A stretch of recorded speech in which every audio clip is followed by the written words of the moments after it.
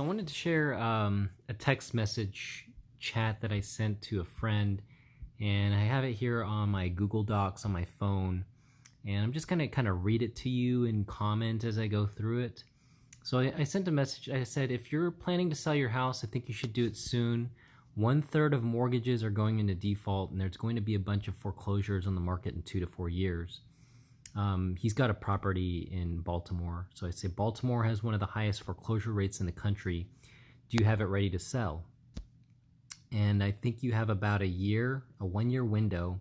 It's not like you have to sell tomorrow, but I'm expecting with lower interest rates, higher real estate prices. So right now there's lower interest rates, and that's what's creating like a higher real estate prices. There's a few other things like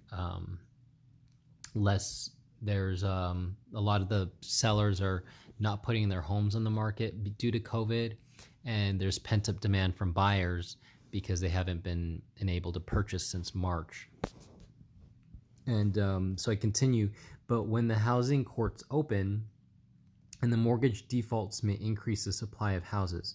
So what I'm saying here is that the housing courts are actually closed due to COVID, and so you actually have all these homes that are going to be going into the market, the foreclosure houses, and given that with all these mortgage defaults, people not paying down their mortgages, now the banks are going to start putting more houses in the foreclosure market.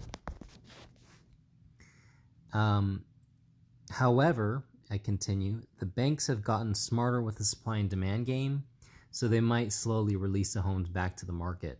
And this is what's been happening in the last, let's say, 5 years or so, is that the banks haven't just been dumping all the houses on the market and just getting rid of them. They've been retaining them and slowly putting them in the market because they know they can get a little bit more money out of them. So I don't know, I just wanted to share that.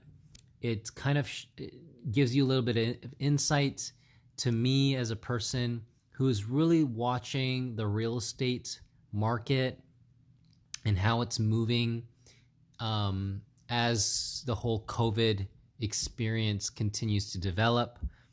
Interest rates affect the market 18 to 24 months.